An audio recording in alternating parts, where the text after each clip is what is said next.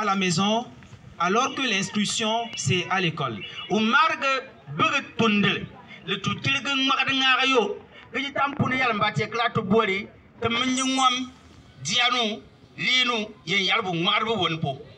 Alors, moi j'aurais dit ça autrement.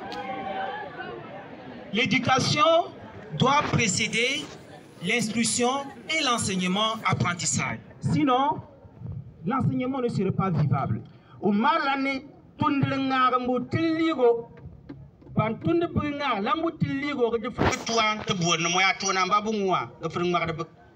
Raison pour laquelle nous sommes là ce matin, pour débattre sur une thématique intitulée « Le travail des apprenants et leur comportement citoyen en milieu scolaire ».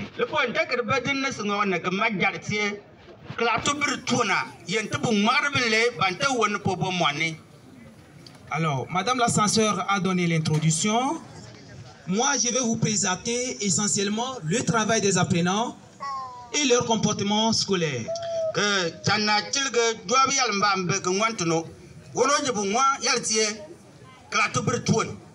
Et je vais laisser la parole à Madame Akapo et Monsieur Lal pour continuer le reste de la présentation.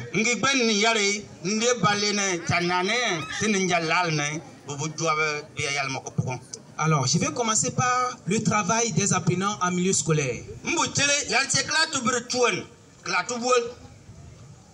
Le travail des apprenants en milieu scolaire désigne l'ensemble des efforts que les élèves fournissent pour assimiler l'ensemble des enseignements, apprentissages dispensés à l'école.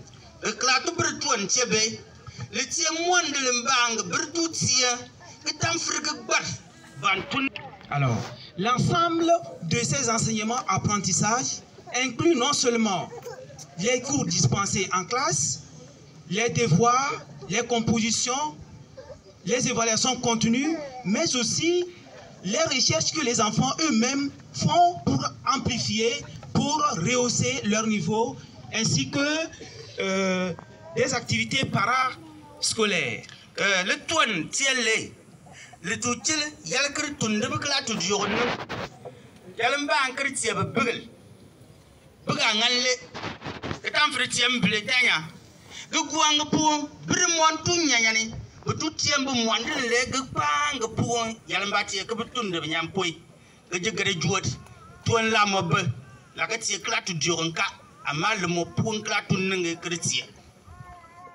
Si. Pourquoi il est important que les élèves travaillent à l'école? Il est important que les élèves travaillent à l'école pour une meilleure compréhension des enseignements apprentissages.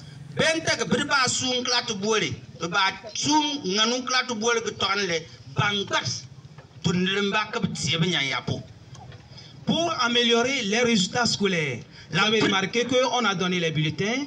Les parents doivent savoir quel est le sort de mon enfant.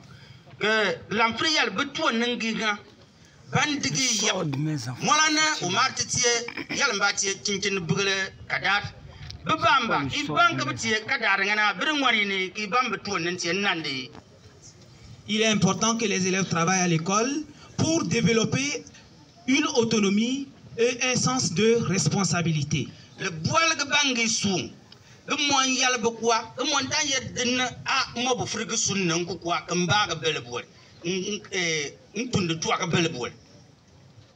Alors, quels sont les facteurs qui influencent le travail des apprenants?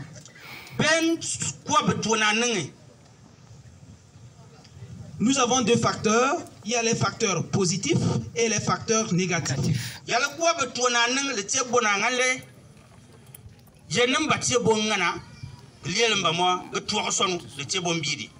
Alors, concernant les facteurs positifs, on peut citer la motivation, la discipline et la méthode du travail.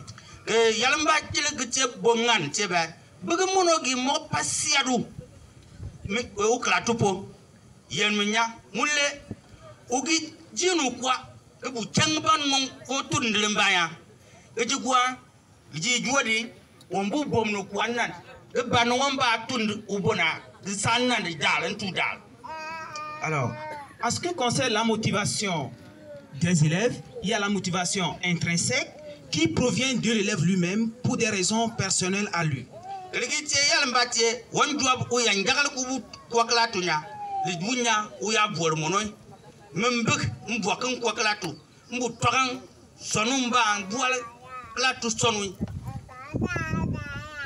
Nous avons aussi la motivation extrinsèque qui provient des facteurs extérieurs comme les récompenses, l'encouragement des parents et des enseignants.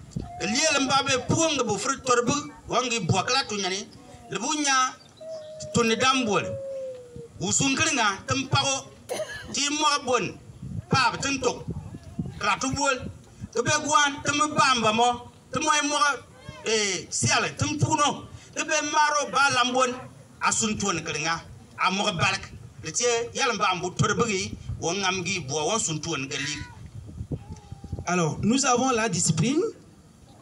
Nous avons remarqué que les élèves disciplinés travaillent mieux que les élèves indisciplinés. Et tous les enseignants sont disponibles à accompagner les élèves disciplinés dans leur travail.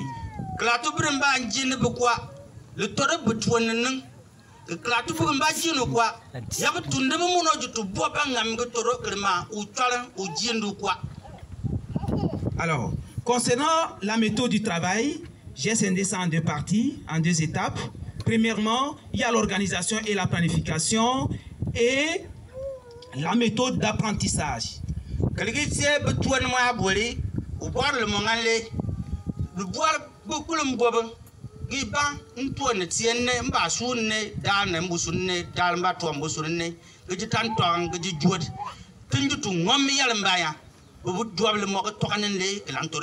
Alors, pour l'organisation et la planification, dans un premier temps, l'élève doit avoir un planning d'études, c'est-à-dire il doit avoir un emploi du temps d'études, avoir un chronogramme bien déterminé dans ses études.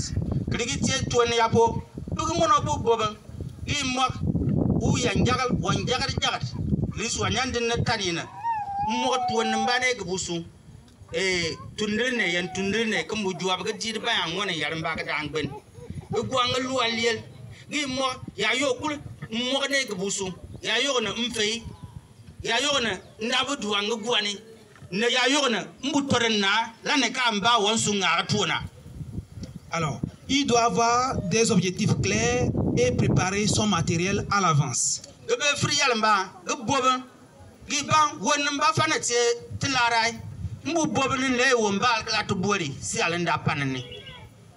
En ce qui concerne la méthode d'apprentissage, il doit prendre efficacement les notes en classe.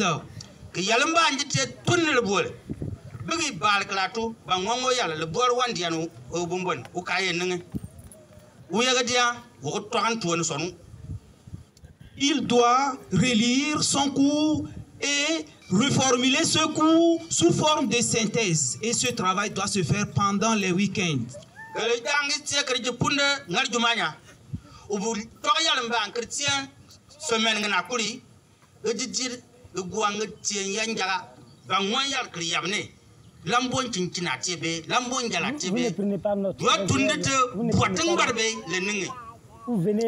Il doit pratiquer régulièrement, c'est-à-dire reprendre les exercices d'application, les devoirs et traiter les exercices de maison.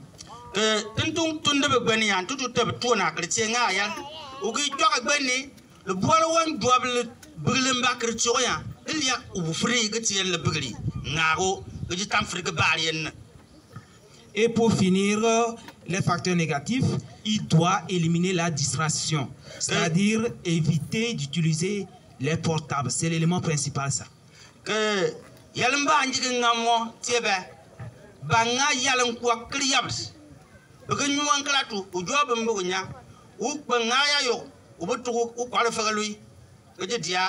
Portable, TikTok, Facebook.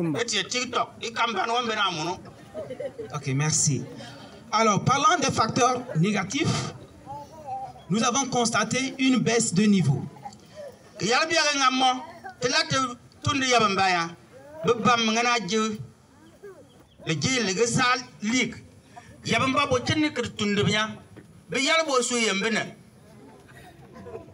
le refus de traiter les exercices.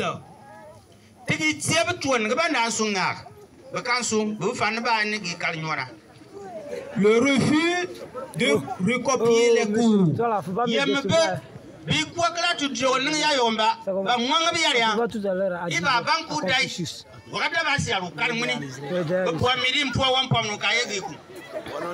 Le choix délibéré des matières.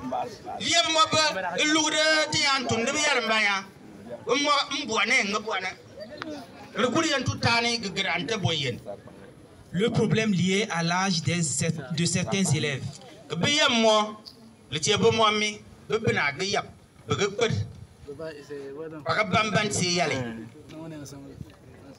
Et pour finir, la prise de notes de plusieurs cours dans un même cahier.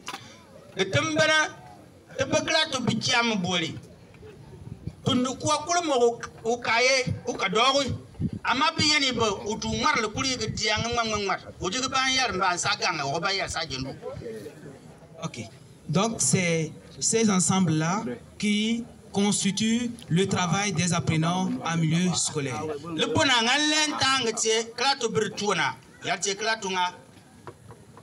Nous allons entamer la deuxième partie qui est le comportement citoyen des élèves en milieu scolaire.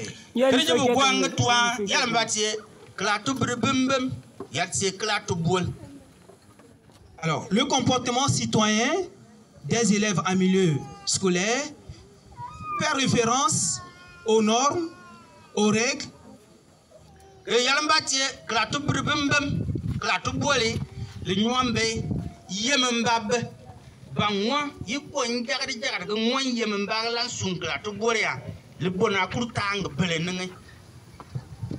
on peut parler de la responsabilité, de la solidarité, à la participation active des élèves à la vie scolaire et sociale.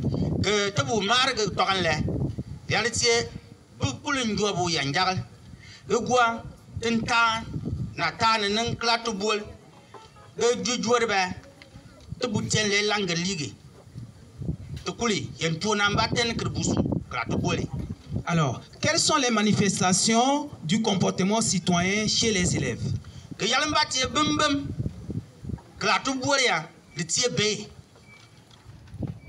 Nous avons les manifestations positives et les manifestations négatives.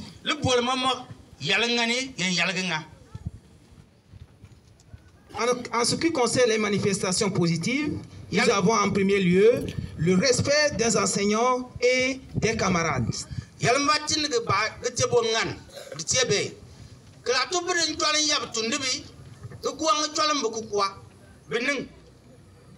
La participation aux activités scolaires et communautaires.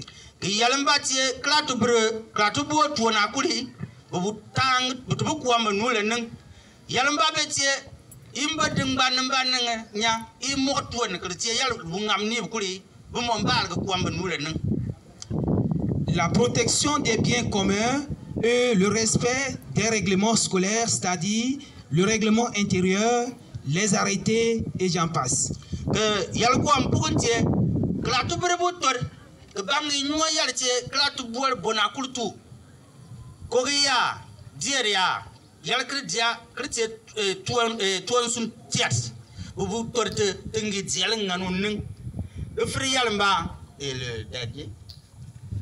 Le non-respect des règlements intérieurs. Le non-respect des règlements intérieurs.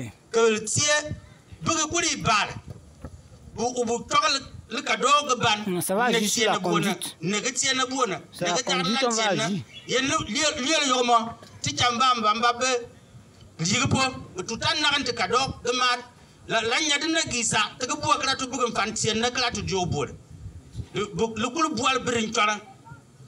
Alors, en ce qui concerne les manifestations négatives, nous pouvons citer la désobéissance à l'autorité. Les grèves en milieu scolaire, c'est ça. L'irrégularité. Le non-respect des emblèmes.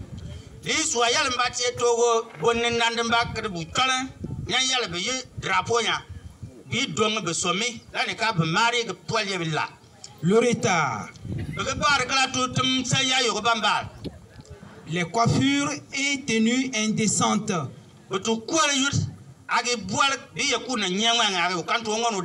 les mini-jupes là.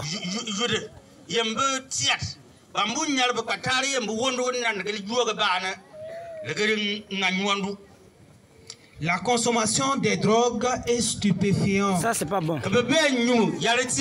No good, it's no good.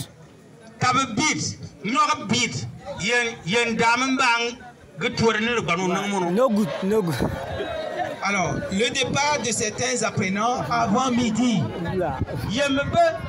Oh, ça va, be careful. Doucement, ça va.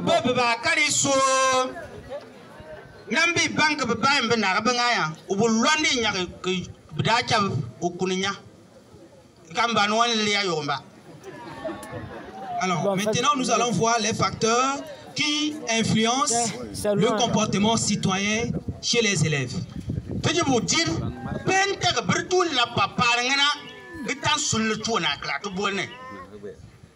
Alors, on peut citer l'éducation civique et morale reçue à l'école et en famille.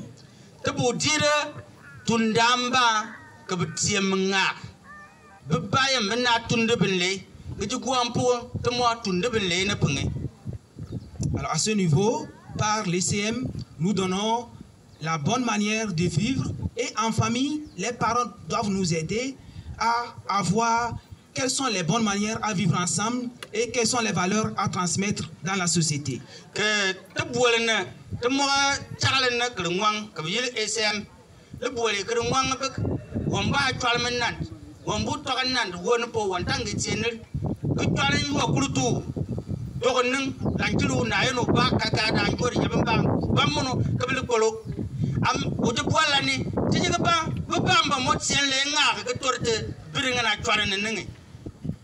Alors, nous avons le rôle des enseignants et des encadreurs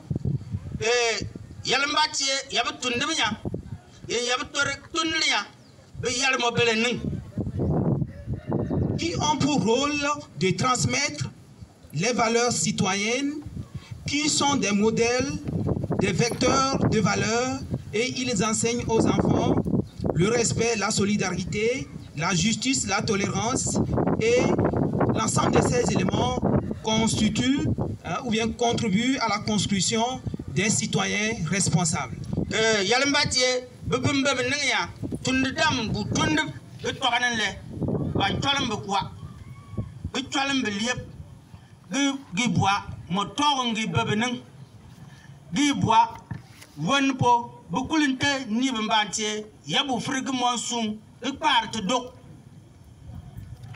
Encourager la participation en donnant aux élèves des occasions de s'impliquer eux-mêmes dans les activités collectives.